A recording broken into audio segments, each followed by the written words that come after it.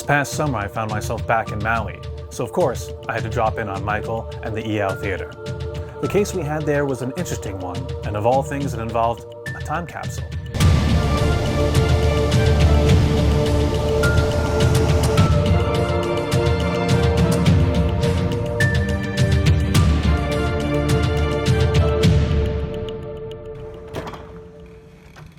Hi, this is Michael Pulliam. I work here on Maui at the historic Iao Theater, and you may remember that a few years ago, Haunted Collector came and investigated our resident spirit, Emily, who is still very active in the building.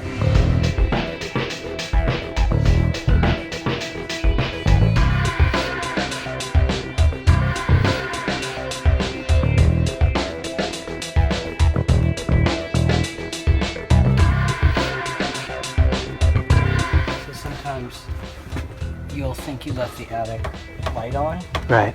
but there's no light on. It's just that there's some sort of a light permeating from out of this area, which makes it look like the attic light is on.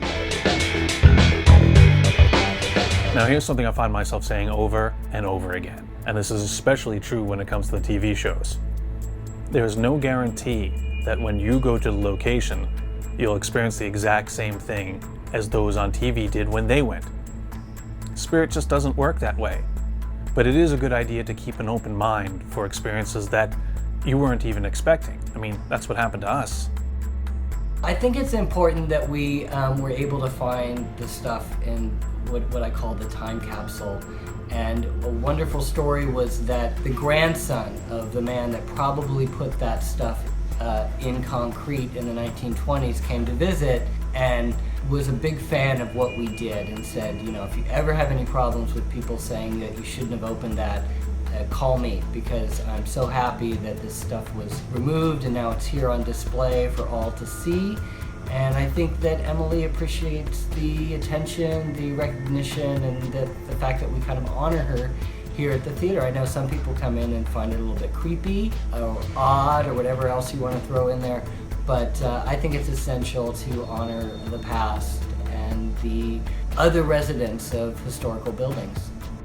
We've had a number of people contact us to do investigations. I'm a great believer that you know, I don't want there to be daily ghost tours here, like disturbing the right of whoever's here to be here. I think it just gets them upset sometimes. Now it goes without saying that the cases in Hawaii were incredible, not only for the things we learned and the culture we absorbed, but also for the downtime.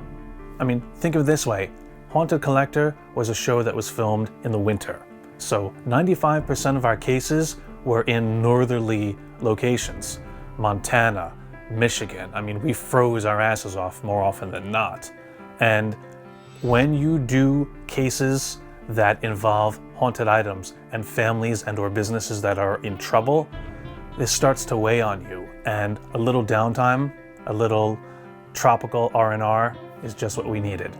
When people call and ask, I kind of try to get a sort of a feel of what type of a person they are and why they want to do it. And if it's just a hobbyist, it's just themselves or a spouse or a friend and they're going to be here for a couple of hours, then I usually welcome them.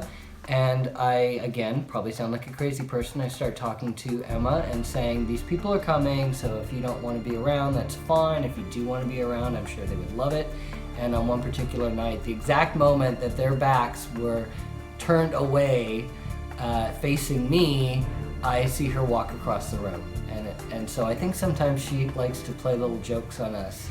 I'm definitely glad I went back to check in on those guys.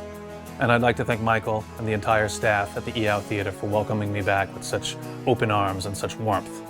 I'm definitely looking forward to my next visit.